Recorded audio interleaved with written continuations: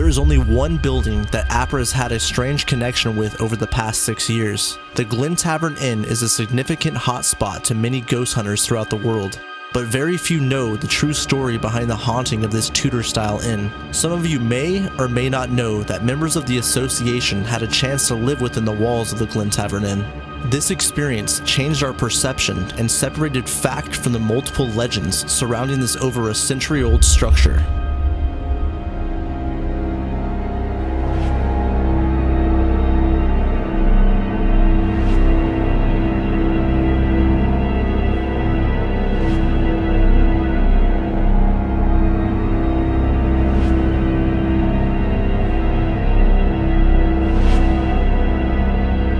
In August of 2013, we conducted 3 experiments on the 3rd floor. Starting with a seance conducted by our good friend Patrick Smith, we attempted to generate as much activity as possible on the 2nd and 3rd floors. Right, so just so as we're clear that you just want to open up the energies for the night?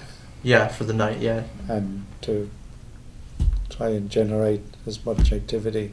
Yeah, as much activity as possible, particularly on the 2nd and 3rd floors. Just make it go batshit crazy. Okay, so if you left hand up and right hand down, assist us tonight. Some verifiable evidence of the spirits that wander the halls. Feel that the channels have been opened, and we would just ask for the remainder of this night and into the morning for the channels of communication to stay open, and we invite you still to communicate in any way or with anyone that of your choosing, to make your presence felt. So is anybody at the table who has a male relative with J as their initial? J is here to, I think, just to be acknowledged, and also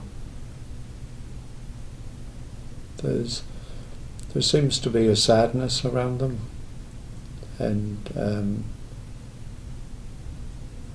was their passing tragic? And is there another M in your family? I'm curious. So, in your interpretation, what was the relationship between the J and the M? Well, that the J and the M were connected. I wasn't sure if it was 2 people or if it was the first and last. Second floor. So that's why I asked if there was a connection with the J and the M. So I want to stay with the J and the M. So anybody else have a J and an M? Not me. No, I said the dog. No, I don't have a relative with a name with the letters J and M. I mean, Yeah, so my my- initials I are have J. My two grandmother's stepbrothers. is Jenny, Jenny. and then my father's Milton. Yeah, I didn't even realize, Toff, you said yours, that my grandmother's, because my grandparents were passed away on my dad's side. Until then, after you said, I realized Which- Jenny is on my father's side is Jenny, which is my dad's mom, and then my dad is Milton. So we break the circle, or? Yeah, but we hold the energy of the circle Okay. for the rest of the evening, but we can physically disconnect. Okay. Oh, tingly. Yeah. Like shaking right now. I need a piece of paper because I can draw someone. That's our pencils, pen. I'm not even kidding, dude. I physically felt multiple times. It felt like, every time it would happen the same exact way. Literally, it was like taking my neck, even if I would tilt my head down, like intentionally being like, okay, it would go. Yeah. It would pull me back, and it would go like this, coaxing my head back. And it was like the same pattern every time, dude. And as soon as it would get there, my head would start to turn like this. Doing the seance, I saw a woman, and she was hanging just here where the camera was, and I kept hearing Jeremy's name over and over and over again. There's also a lot of activity over by the camera. This so one here? I don't know if there's anything there that would be picked Hopefully. up. So I just referenced it as that there was a woman hanging around the camera area. And when Jeremy had that experience of his neck being strained and her head was to the same side as Jeremy was being pulled, but it seemed like there was a beam that she was hanging from. During the seance, we were accompanied by outside observer Rance Hosley to see if there would be any effect on a skeptic that has never taken part in a seance. Guy in a white suit, black trim on the underside of the lapels, parted black greased pomade hair, parted down the center, mustache. Kept saying, "Why are you rushing, boy? Why are you getting ahead of yourself?" And it's like everywhere I looked, that he kept like getting in front of me and like saying the same thing. I felt accosted. A lot of psychics have talked about a gentleman in a white suit. That freaked me out when he said that. Two psychics. There was one back east I visited who talked about this guy in a white suit specifically who hangs out on this couch. Yeah. She said that a couch on the third floor of this place you live, and that he had this super arrogance, like he was the man in charge. It's really twisted. Like when they acquired the hotel, it was like the hotel was in really bad shape. But basically, the owner, was laundering money through it, just drug money, and it became a total slum. Like it was like a drug house, straight up drug house. And up in these rooms over here, there was 2 rooms. They were really awkward and small and just really dark. And whoever was living in there, like they had a few tenants come and go, just got really reclusive, really dark. And the last thing was there was a couple. There's a transsexual person and then her partner, and they got in a car accident one night. They were T-boned by a motorcycle, and the boyfriend died, and she like never recovered, and like they found I don't even know what type of symbols they were behind the mirror in the bathroom in this place. And then she later got, I don't know if she was committed or taken away, but it was like really dark, like the whole thing. Like no one wanted to come up here, no one wanted to be in these rooms. This room had no windows, and they like couldn't really rent it out, but like it was always like the shadiest people. Eventually there was a fire, and this the second floor and the third floor burned down, and it had, I guess, calmed down since, but prior the activity was really gnarly on this end, on the third floor. People have seen shadow figures. I know that you guys have seen a shadow figure in the room. And I just get I don't really care for that room.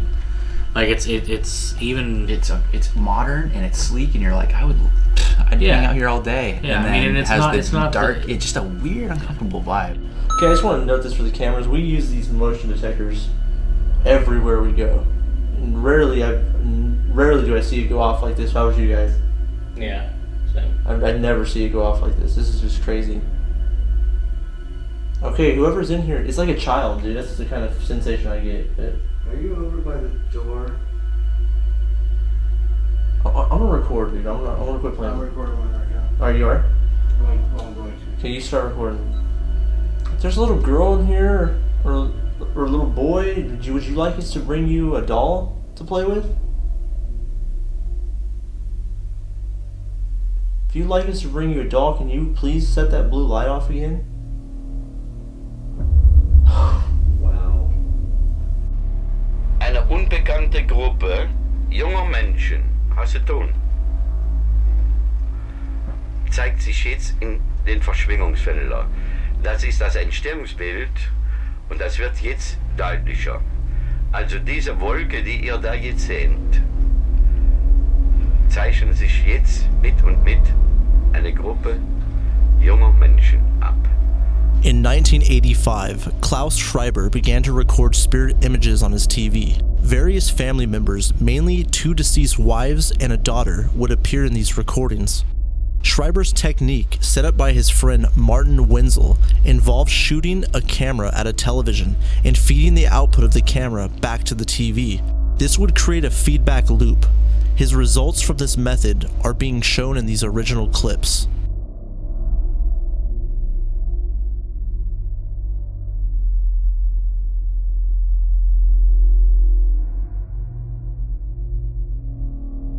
We attempted to run the Schriber method in room 308 directly after the seance. JJ observed the room alone for over an hour. So I walked in, it's like 81 degrees in there. Super hot, I was sweating just bringing the TV up, and hair in both my arms just shot up straight. I really didn't think that I'd have this reaction to the strobing lights. It is weird. Oh, what was that? Seriously, man, I'm freaking myself out right now. It seems like everything around me is moving. Like I just want to be backed up against a wall right now. Tripping me out. Weird. And this is what I'm staring at right now.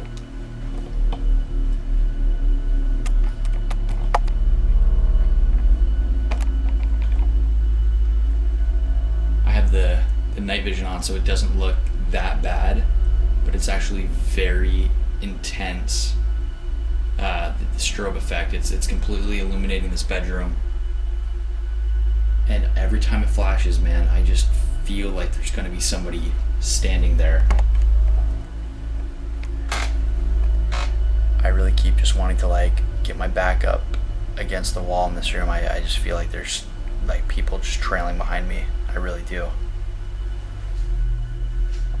I could hang in here for probably hours, but with this light, I can't do it.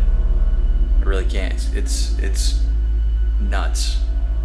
Because even if you close your eyes, you can still see it. It's this just irritating light. I have a good feeling about what footage we might be able to find. So far, a lack of ghosts or spirit entities. Doesn't mean they're not here, but it is disappointing that on this haunted floor I'm not encountering anything.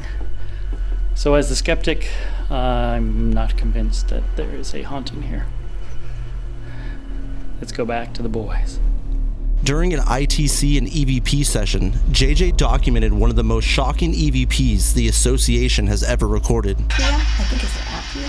Say Apra? Apia. I think it's Apia. Say Apra? Apia. I think it's Apia. Say Apra? Apia. I think it's Apia. Say Apra? I have to say, I get a very uncomfortable feeling being in this room. I just really do.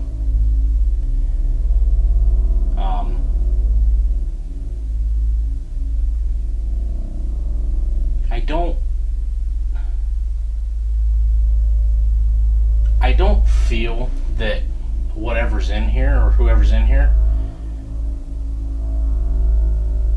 I don't feel in danger. I don't feel like they have the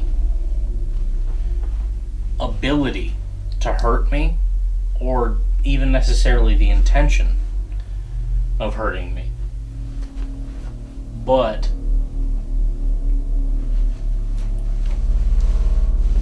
I can't say that I don't sense some deep dislike of my presence.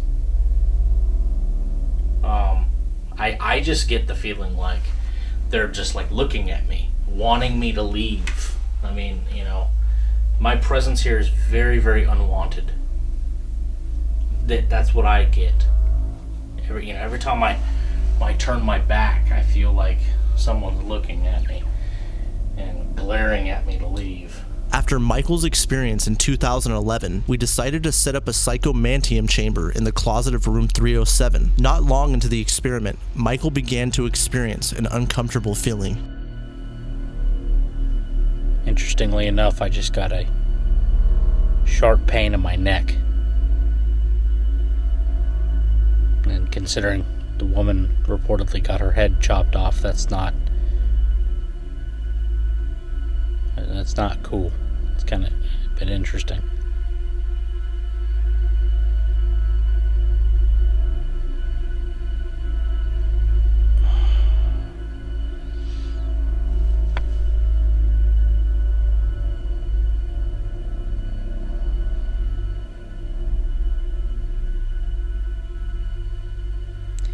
Yeah, I felt I had to pop my neck, but that's not it. It's still there. I mean, it doesn't feel like it's a cut or anything symbolic necessarily of what would have happened to her. But still, it is a striking and interesting situation that when I try to make direct contact with this woman, I get a pain in my neck. How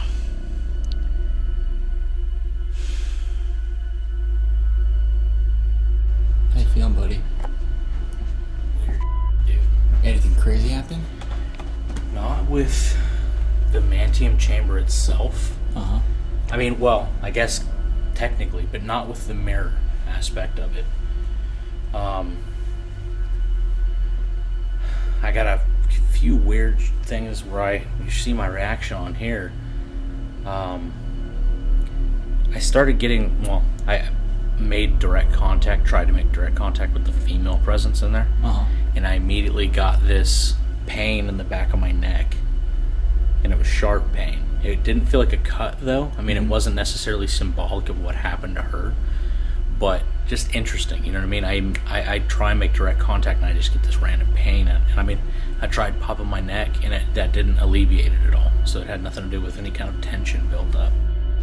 After years of living at the Glen Tavern Inn, we were given an insight into the true workings of a haunted place.